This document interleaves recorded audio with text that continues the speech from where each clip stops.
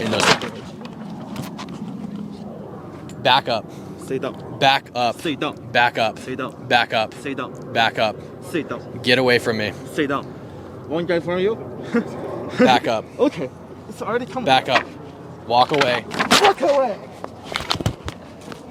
Get away from me. Okay. Stay still back. Leave my shit alone. Stay back. Get away from me. Fucking psychopath. That's a fun one. Yeah, I don't think that America is a racist country, whether it be culturally or systemically, but my primary focus is systematically. I see. Well, I'm not here to question that. Totally. Do you think it was at one point? Yes, of course. When did that change came about? I'm not sure when exactly the country was completely absolved of systematic racism, but what I will say is if I wake up one morning and I notice there's a big pimple right here, and it's yellow and juicy and it's huge, and then 2 weeks later I wake up and I look in the mirror and that pimple's gone, I don't need to know exactly like when the pimple completely faded to know that it's not on my face anymore. You know what I mean? Yeah, totally. I'm not saying that it wasn't or was not, but I'm just curious as to how issues such big as racism, systemical racism, how does that change come about, really? I'm just questioning as like traditions or cultures or even policies that come about that change that. Yeah, it'd be mostly policy change. So whether it's issuing like civil rights acts or creating amendments to the Constitution like the 14th, or Supreme Court's interpretation of different laws and changing what those laws mean via their interpretation or the constitutional interpretation, that would be how those things change. So you'd say the laws come first and, cultural change comes as a byproduct of that. Totally, yeah. I think, of course, when segregation ends and suddenly white and black people are in the same spaces, white people are generally probably going to become less racist because now they're in the same room with these people and probably realize, oh, maybe they're not so bad, or they even make friends with them, and now it's like they stick up for their friends or whatever.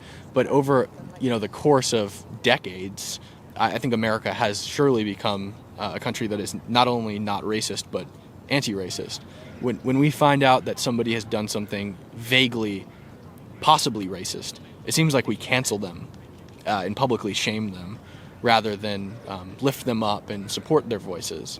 We've seen this with so many celebrities, politicians, and just normal people on the internet who maybe make videos or appeared in a video once or whatever. It seems like we have a culture that's shifted towards actively shaming people who are racist or say things that are racist. And I think it's actually gone so far that now we shame people who aren't racist because we think they're racist. Well, to that extent, I do think that is one of the defining features, I think, that speaks to America being not racist. Because being from Brazil, I was born there, grew up there, I would definitely qualify Brazil, if there was like a scale of more racist, I would put Brazil more racist than America because people don't talk about it as much. Because there isn't public outrage, because people avoid talking about the subject. Even though Brazil is like the second biggest black population in the world, I think it still is systemically a lot more racist than here. And yeah, I think it's one of the big features and good features of America that people are very vocal of issues of those and they become mainstream media. Something else that I had thought about is, do you still think, though, America not being a racist country, it still is a thing, but in veiled form in a way? Because I hear very often people like, when black people are seeking real estate and something of the sort, it can be like brought up that it comes in very veiled forms. Does that make sense? Yeah, I don't think that I think that a white person who has a bad credit score is probably just as likely to not be able to purchase real estate as a black person who has a bad credit score. I don't think there's any discrimination there. I think that people decide who they give loans to based on their financial history, and if you have a bad financial history, you're probably not going to be able to buy real estate. With that being said, there are millions of Americans that are black in the United States who purchase homes and own homes and live in those homes. So I don't think that it's like I don't think there's veiled racism in the systems that govern the country. I do think racism exists in America, and I do think there are racist people in this country. But if we have like, let's see this circle here. So, what color is that circle? Not the outline, the circle itself. What's the color of the paper? What color is the paper? It's like white, off-whitish. Perfect. White. There's a black dot on that circle. Is this circle still white or is it black? Still white.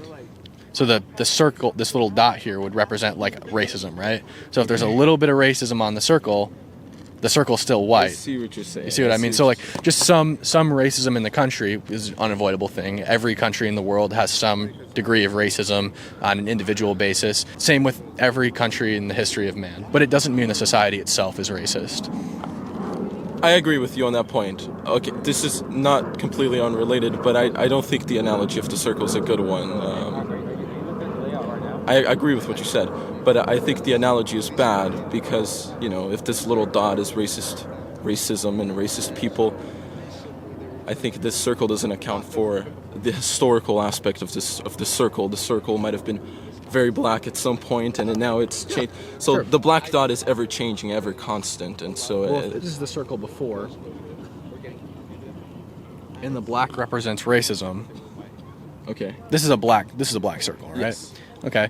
Well, the black is dirt, and over time that dirt has washed off, and now this is the circle. Circle's white, right?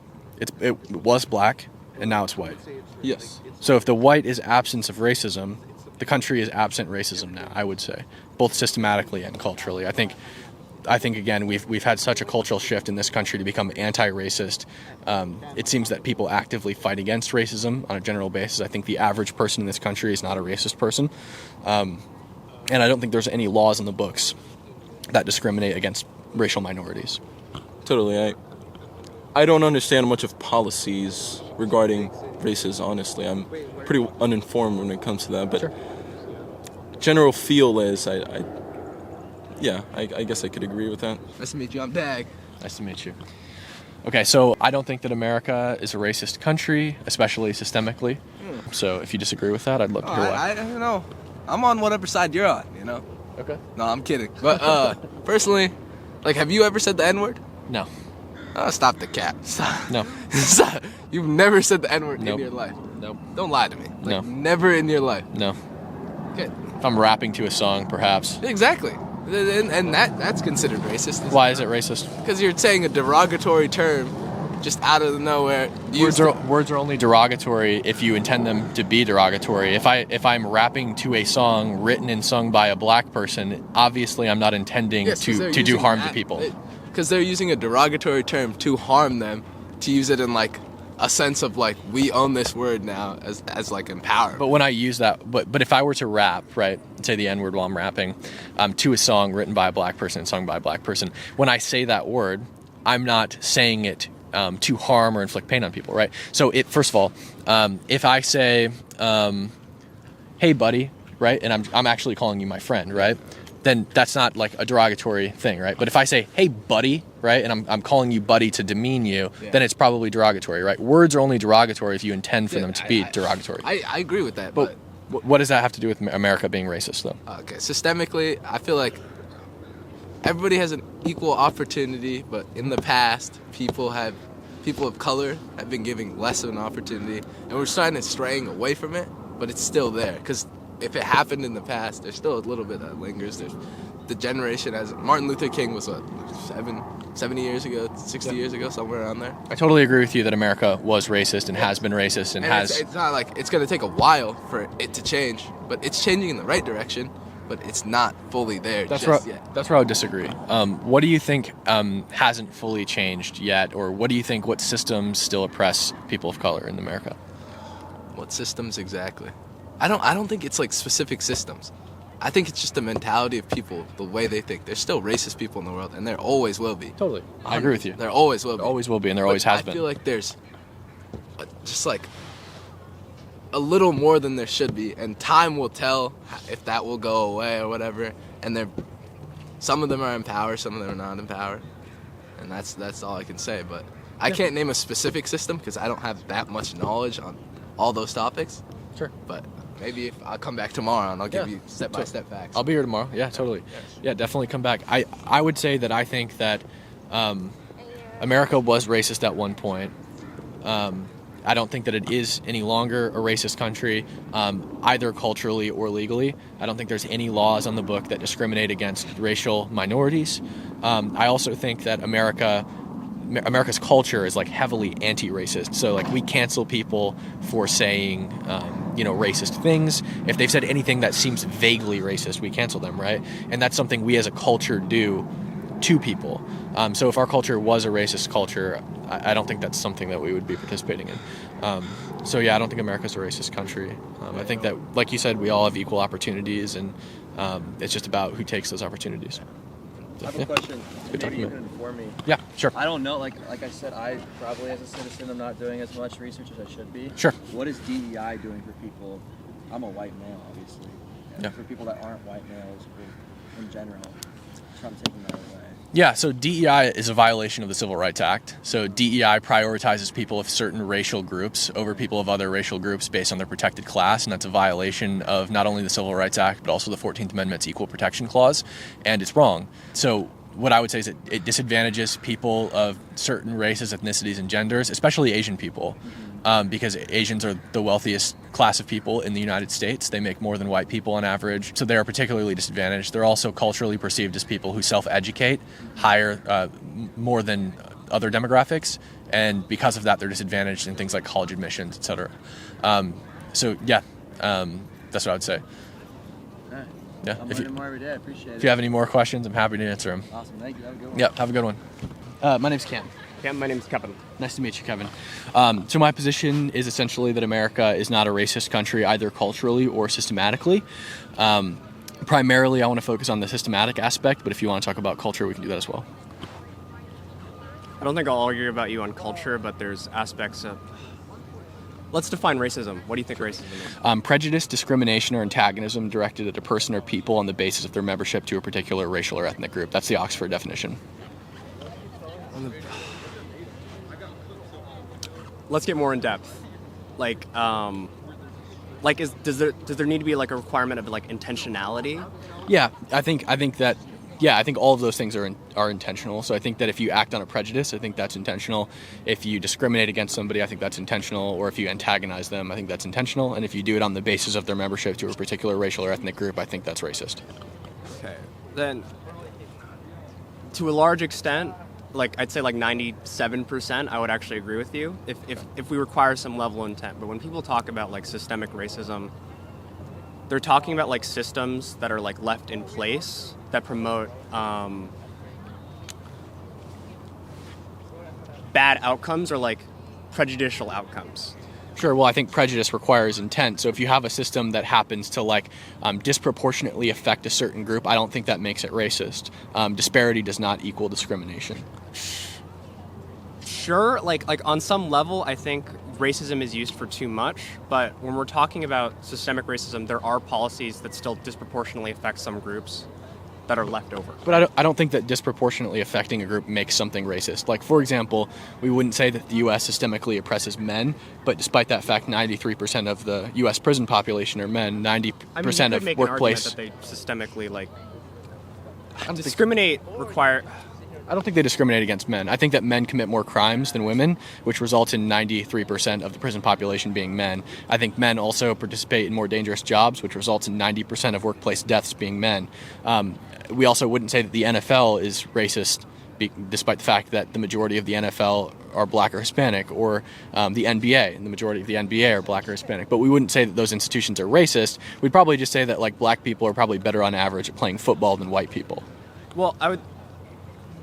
Slightly pedantic, but if you're talking about the criminal justice system discriminating against men, I don't have the literature right now, but I've read in the past that when men and women get the same sentences, men usually get harsher versions of those sentences, and women usually get lighter versions of the sentences. Because men are more likely to be repeat offenders. So judges, when they decide who gets what sentence, they're also going to evaluate prior criminal records, and people with criminal priors will get harsher sentences than people without criminal priors. I meant nearly the same background. There are cases where men just get harsher sentences, and the profiles are the same, except like it's just a man instead of a woman. Sure. I think that there probably might be some bias against men, but I don't think that would account for a 90 percentile difference in, I'm not saying in the it's prison 90%. population. I'm saying, Well, but it's like significant, right? 93% of the prison population are men. I'm not saying it's responsible for most of that. I'm saying there's a significant percentage. I would say probably like 10 to 30%. That it's like there are harsher sentences for men. And it's not that none of those men belong in those prisons, right? Maybe all of those people belong in those prisons, but their sentences are harsher than they otherwise should be. Okay, do you think that like workplaces are intentionally killing men because 90% of them workplace deaths are men? And do you think the NFL is discriminating against white people because the majority of the NFL are black or Hispanic people? Same with the NBA, or do we think that disparity does not always equal discrimination? Because that's what I would say, is like just because a disparity is present does not mean that discrimination is present. There's oftentimes underlying confounding variables that have caused those disparities to exist that are not the result of any kind of like malicious intent. Oh, I don't actually have anything to say for those other cases. I'm just saying specifically for men getting like charged with the sentence, there may be some evidence that there's actually like some cultural like factors that make men get harsher sentences. I'm just talking about those. Sure. For the NFL or other places, it may just be that like there isn't that much like actual discrimination going on. Sure. Yeah, I would say is like probably for the prison population, maybe there is like some implicit bias against men with judges and sentencing or whatever. But I would think that the overwhelming like factor causing that disparity, that 93% disparity, is probably just that men are more likely to commit crimes, men are more aggressive, and men are more violent. I would agree that like a good chunk of that, more so than implicit bias, is that men do just commit more crimes. And it's not because of discrimination. It's just because men commit more crimes. I'm just qualifying that by saying that the that there's some percentage of that's due to the harsher sentencing that's given to men is partially because of just a little bit of bias. I think we would need to prove that. I think that any case where there is discrimination or a claim of discrimination present, where there's a disparity and you say that disparity exists because of discrimination, we'd have to prove that discrimination is actually present, rather than just saying, well, the criminal justice system clearly discriminates against men because 93% of the prison population are men, and that shows clear discrimination, because it doesn't. I don't think it just shows a disparity. Clear, but there is some evidence of it. I'm not very well read in it right now, but I have seen it before, and it's something you could look into. Sure, we'd need to prove that evidence, yeah. But is there any other reasons why you think that the United States is a racist country, or systematically racist? That was just completely tangential. So Totally. like, if you like,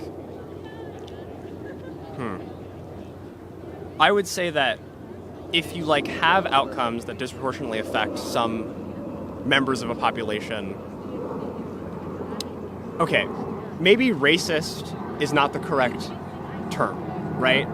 But America still needs to make progress in terms of like racial outcomes.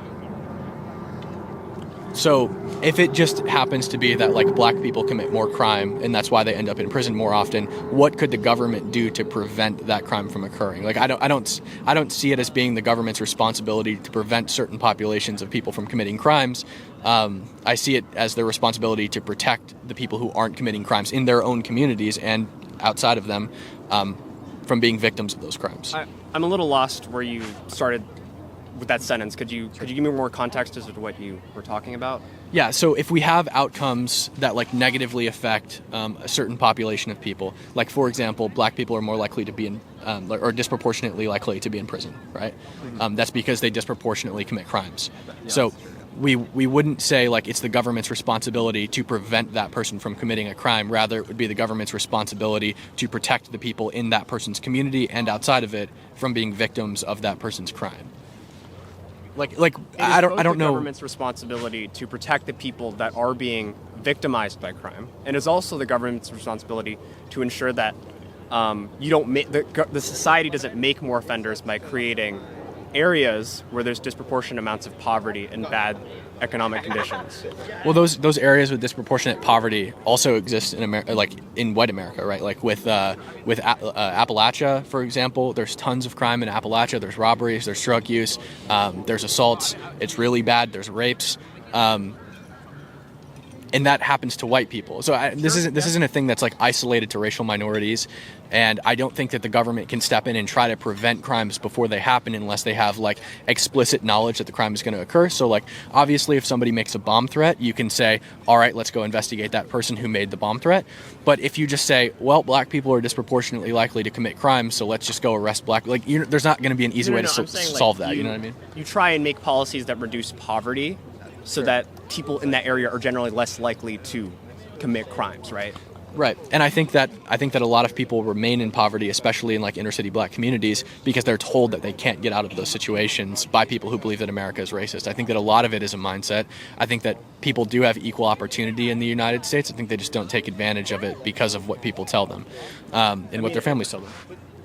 Economic mobility is a different issue because so recently in my public policy class, we've been looking at house choosing, like public housing vouchers, right? Like if you're like low income, you get a voucher to subsidize your housing. Sure. There's a problem with that in that typically there's a lot of obstacles when people actually use the vouchers to like move out of their like high poverty area into a lower poverty area. They often don't have enough time to actually use it because after a certain amount of time it cuts off. And also the landlords that are participating in the voucher program aren't actually cooperative. So there might be cultural boundaries that prevent like black people from like trying to move out, and there also might be like physical monetary boundaries. And also a lot of policies aren't designed very well to help people. But do you think that's an inefficiency in the system in general, or do you think that's a racist policy? Because it seems to me that those policies would also affect white people. It doesn't seem like these policies, first of all, it seems like there's a lot of government bureaucracy that makes a lot of inefficient tools for people to use, and it seems like those inefficiencies affect everyone equally rather than like specifically targeting certain racial minorities. Because well, sure, you can argue people. you can argue, well, no, the majority of impoverished people in the United States are white people, but it is true that black people are disproportionately in poverty. So I would argue... Sorry, I meant like per capita. You're right, probably Sure. raw number, right? Sure, yeah, exactly. So I would say that these policies are going to like, when that policy affects somebody, if you have a black guy and a white guy standing in front of this policy, the policy isn't going to discriminate between these two people. It's going to adversely affect them both the same. You get what I'm saying? And I agree with clearing up government inefficiency. Adverse effects may not... The mistake that a lot of people say when they're talking about systemic racism or things like that is there's an implication that everyone in the system is like racist or like acting with racist intent. Yeah. It's more so that people may not be aware that some of their policies negatively impact certain groups more than others. Sure. It's not acting with intention necessarily. Exactly. So I would say that it's not racist, and I would agree with you that there are a lot of inefficiencies within the government, especially when it comes to different government programs.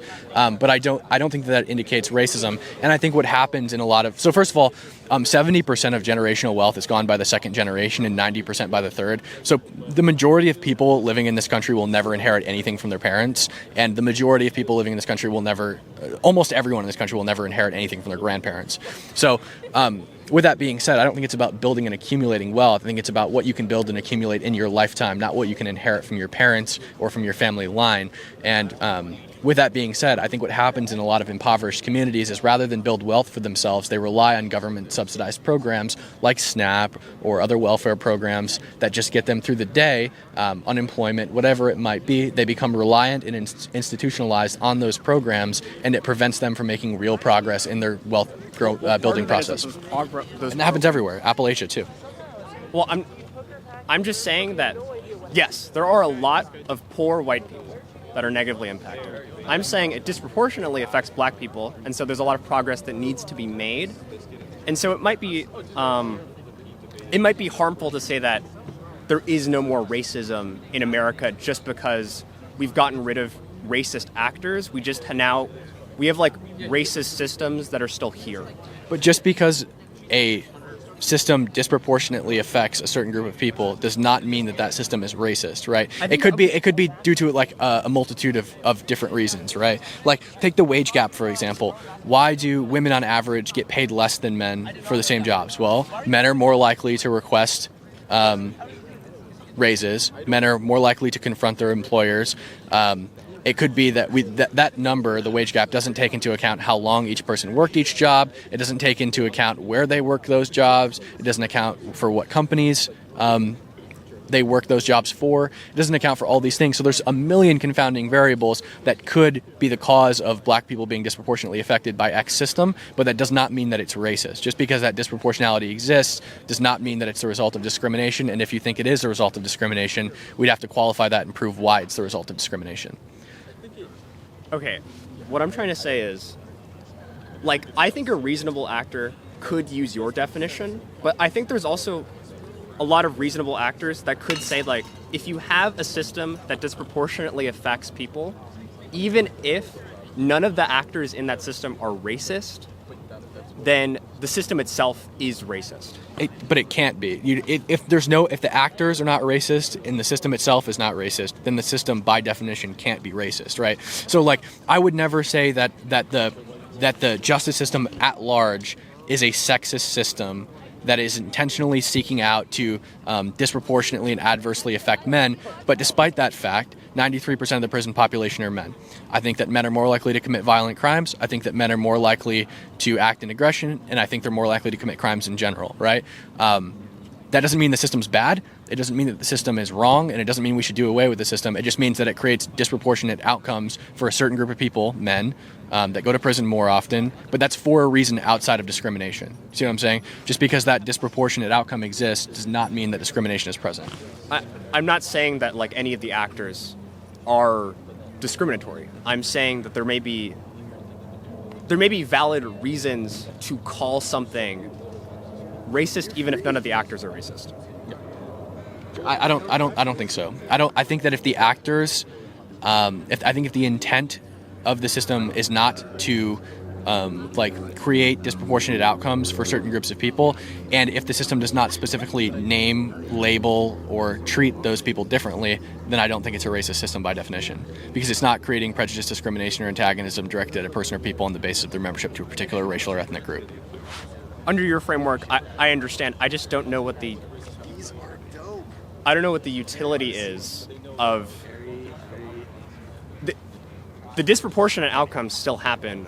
What is the utility in calling it racist or not racist? Could you explain that? Yeah, right. Because if you create a system that intentionally discriminates against people based on their protected class, we know that system's wrong because it's doing so intentionally to disadvantage people for no reason other than their ethnicity, right? But if you have a system that's not doing that and just happens to create disproportionate outcomes for certain people, and there are underlying variables that cause those disproportionate outcomes that aren't the fault of the system, then that system isn't a bad system, and nor is it doing anything bad, right?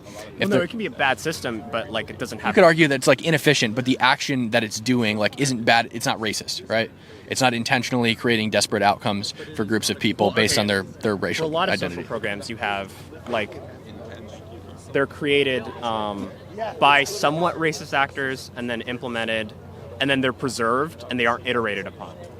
So for house choicing vouchers, they were made in the 90s. I would imagine people are a little more racist in the 90s than they are right now, right? But does that voucher system say anything about race? Does it make any different measures for people of different races? Does it do anything racist? Sorry, can you say that again? Does the voucher program explicitly say anything about people of different races? Does it treat people of different races any differently explicitly, or is it just a system that does something and then underlying variables cause a desperate outcome? Well, even when it was originally conceived, right? There wasn't anything explicitly pertaining to race. But it was probably made by more racist actors than right now. Well, we don't know that. We're just guessing. So, if we're going to say that because something creates a desperate outcome, it creates a disparity, that it must be discrimination, we'd have to prove why it's discrimination. So, a good example, again, of disparity not equaling discrimination is the maternal mortality rate for black women in the United States is 0.04% higher than white women. But the reason for that is not because the system discriminates against black women and kills them in childbirth. It's rather because black women, 60% of black women over the age of 20 years old have cardiovascular disease and high blood pressure. 1 in 5 don't know the symptoms of those diseases. 60% of black women also have diabetes, and that causes a higher rate of maternal mortality. It's not because the system discriminates against them. Those diseases, those comorbidities that go with the pregnancy are the underlying variables that cause the increase in maternal mortality, right? So just because there is a disparity present does not equal discrimination. Again, going back to the prison population, 93% of the prison population are men. That's a massive disparity, but it doesn't mean the system is systematically sexist. If you have systems that perpetuate disproportionate outcomes, let's not use the word racist, disproportionate outcomes, then there are some groups that are just going to statistically turn out worse. I don't think so. I don't think that these systems again are causing the disproportionate outcome. I think the communities are causing the disproportionate outcome. It could be both, right? I don't think so, because again, we haven't demonstrated a single time what system actually does anything that creates those disproportionate outcomes. Rather, it's underlying factors within those communities driven by personal choice that cause the disparate outcomes. Okay, so like, if we have someone whose family history has been like their grandparents have been enslaved, and then their parents lived through like the civil rights era, and they start out with like less money. In their neighborhood, they start out with less money. Yeah. Like, don't you think that person is more likely to end up No. in a worse spot? No, because 70% of generational wealth is gone by the second generation and 90% is gone by the third. Almost nobody inherits anything from their parents, and virtually nobody inherits anything from their grandparents. I didn't inherit anything from my parents. Nobody I know inherited or is going to inherit anything from their parents. When I left my house, I had nothing but the shirt on my back, and I went and lived somewhere else away from my parents, right? Got nothing from them. So I had no wealth when I became an adult. I had to build everything I have from scratch. And that's how most of America works. Most Americans get nothing when their parents die. They get nothing when they leave their parents and become adults, and they have to start everything they have from scratch. That's how most people in the United States have to get their start. I don't agree that most people are like that, because if you live in some neighborhoods, you will have like some neighborhoods, but 70% of generational wealth. That's more than the general population. That's more than the average American. That's even including the upper class is gone by the second generation. Goes in your bank account. I'm saying the places you live. Assets, including assets. No, not like the valuation of your home. I'm saying like how safe your neighborhood is, how much economic opportunity is in the places you live. There is a lot of disproportionate outcomes when it comes to that. And some people start off in better places. And it's true. And not all members of the, I don't like using this word, but like a majority group, like white people, not all of them like do well or like start off in good conditions, right? There's poor white people. Those people exist, right? I'm just saying that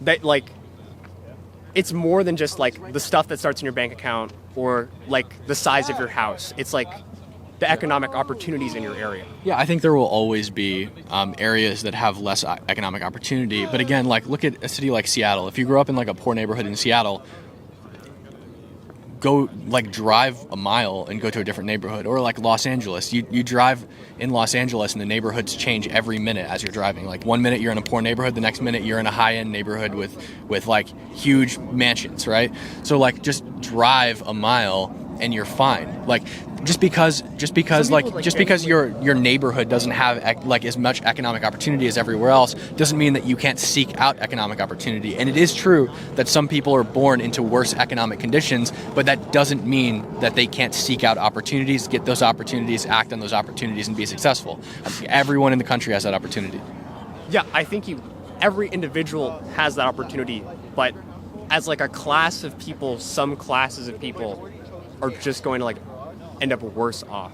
Like if you look in the aggregate, right? I think driven by personal choice. I think if you choose not to seek out opportunities for yourself, you're probably going to end up worse, yeah. A lot of them choose worse options because the options they were given, a lot of them are worse. Or the things I don't know what you mean like given. Like I wasn't given any opportunities when I left my parents' house. I had to seek out opportunities for myself.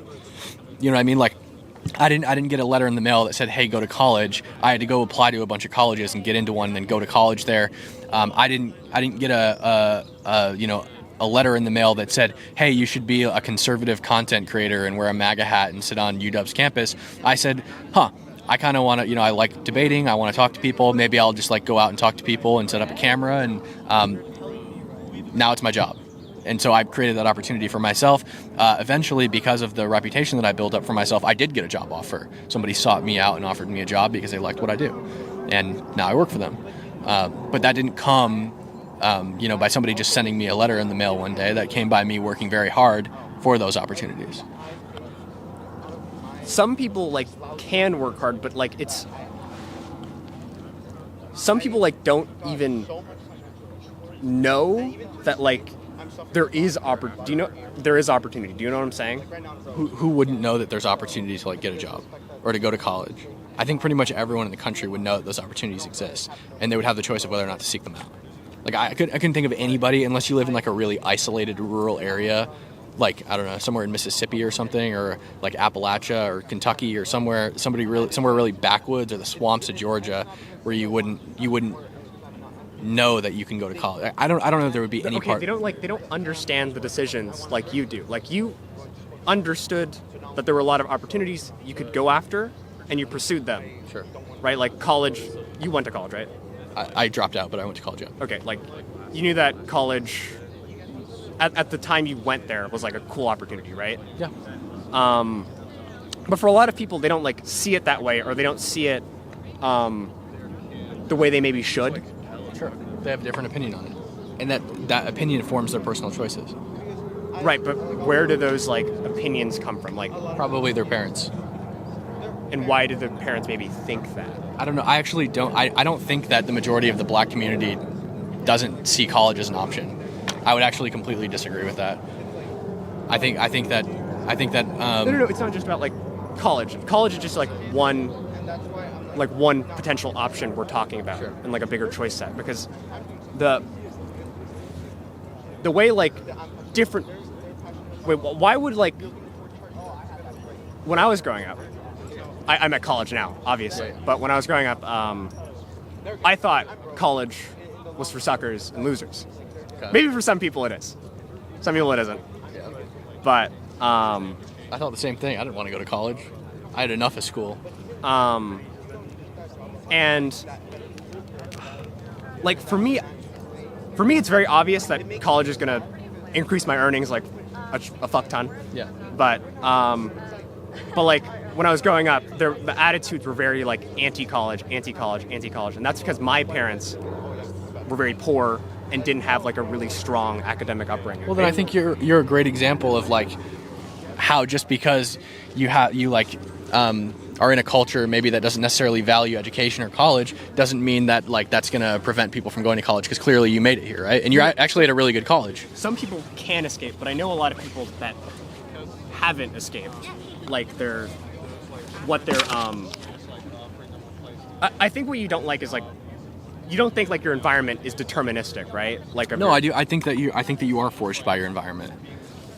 Or like not entirely deterministic. Like you have like some kind of like agency. Like yeah, of course you have agency. Yeah, you are forged by your environment. But I think that if your environment, like for example, if you grew up in a racist household, I think that regardless of it's not just if you grow up in a racist household and your parents teach you that black people are inferior or whatever, and then you grow up and you commit a hate crime, I don't think that you can just get off the hook by saying, oh, well, it's just how I was raised. My parents just, told me that black people were inferior and deserved to die, so I killed one.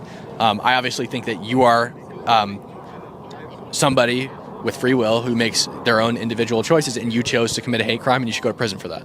Well, that person you brought up, that like the random racist, right? Like if they get told all their lives black people are awful, was their environment more likely to predispose them to make that choice? Were they more likely to make that choice because of their environment? Probably. So okay, like, but they still had agency. They still could have chose not to make that choice. Well, some people have like options that are like, okay, it's like let's say you're like a super duper racist in the civil rights era. Yep. And everyone around you is racist. There's no pro civil rights guy within 100 miles of you. Yeah. And all they think is black people are awful. I should go kill one. They might have different, in their mind, they might have different degrees about how much they discriminate. But in their choice set, they'll never learn about like, hey, I should stop being racist, right? Well, I think if they did any kind of like traveling or talking to people outside of their like family unit, probably. Like I think like you can still learn and unlearn and make personal choices and even just come to the realization that like black people aren't like animals, right? Like I mean, you just like talk to a black person, right? And then I think that's probably like we were talking earlier how the majority of people like how the country stopped being racist, right? Like there's some people with like really bad choice sets. Yes. And like almost all of their choices are horrible. Sure. Are they not more predisposed to make horrible choices? Yeah. Sure. Yeah.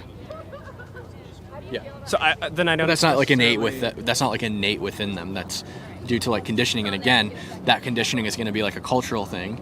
And I don't think that you can legislate culture. You can do outreach. You can do like cultural outreach and try to change that, but you can't legislate it. You can't. You can influence it with legislation. Because no, like, but once like the civil rights bill passed, right? Like, attitudes began changing. You can't like say like everyone start thinking that like black people are equal. Oh yeah, sure. The Civil Rights Act had a positive impact on like white culture, where they started accepting black people. Sure, and you can sometimes achieve that through policy, but it would be very difficult. I think in general, it's very difficult to influence culture with policy. Like I can't think of a good piece of policy that would not be racist in and of itself, like a DEI program that is a violation of the Civil Rights Act and is a violation of the 14th Amendment's Equal Protection Clause, that would not, or that would change like black culture away from like gang banging and violence in inner cities. And I'm not saying that like all black people do that or anything like that, but I think there is a culture, especially among men. Do you think like changing economic outcomes would change the culture? Like, I think that changing economic outcomes could change the culture, but I think it probably would, right? I think it could, but I think there are very few policies that you could implement because this economic condition is largely due to their personal choices. I think there are very few economic policies you could implement that would change their economic direction without discriminating against other groups like white people, like we do now with DEI programs. Finally getting rid of, because again, those are violations of the Civil Rights Act and the 14th Amendment's Equal Protection Clause. I think there are some clever policies you could implement to reduce economic disparities in those communities, like Trump's economic opportunity zones, for example. He established 9,000 economic opportunity zones across the country, basically driving external investment into those neighborhoods by giving tax breaks to rich people who created jobs in those neighborhoods. Back up. Sit down. Back up. Sit down. Back up. Sit down. Back up. Sit down. Back up. Sit down. Get away from me. Sit down. One guy from you. Back up. Okay. It's already coming. Back up. Walk away. Walk away. Get away from me. Okay. Stay still back. Leave my shit alone. Stay back. Get away from me. Fucking psychopath. That's a fun one. Did you get a picture of it? Yeah, I did. Yeah, it's Crazy liberal. You guys have Vultures merch, bro? Yeah, No, Kanye. Yeah, sorry, yeah. Bro, My did fault. you listen to Vultures too? no, I didn't. You're probably wondering what just happened. I was enjoying my debate with Kevin, and it was a very civil discussion, and actually all of the debates today were very civil and very productive. I was very happy for that. But a student came up behind me in a ski mask, dripped out in full Kanye merch, and ripped the sign off the back of my table. That sign, of course, said, "America is not a racist country." He proceeded to rip it up, and when I stood up, he had a brief standoff with me, demanding that I sit back down in my seat. I told him to give me my sign back. He refused, so I ripped it out of his hand and took it back myself. When he realized that I wasn't going to back down, on, he ran away. He hid behind a tree, turned his shirt inside out, and took his mask off. I followed him and took a picture of his face. I will be compiling all the photos of all of the people who have assaulted me or destroyed my property throughout this week. This was the third day in a row that it's happened, and report those to the university police tomorrow. While I went and got a picture of this guy, 2 students, Wesley and Adrian, guarded my setup, and another person came up and ripped the sign off the front of my table. Adrian and Wesley quickly taped my signs back together and taped them back to my table. These are such good guys. And you might recognize Adrian. He's been in my videos before, and he runs a taco business at the University of Washington. He makes tacos in his dorm, and he attempts to sell them to people. But his business is struggling. His goal right now is to profit from his business. Previously, he's only been breaking even on the ingredients that he buys. And as a thank you for Adrian's help today, I'd like to shout out his business. You can find him on Instagram at Adrian Vargas CG the Spy. Make sure to shoot him a DM if you go to the University of Washington and buy some tacos. That's pretty much all I've got for you in this one, guys. Make sure to like,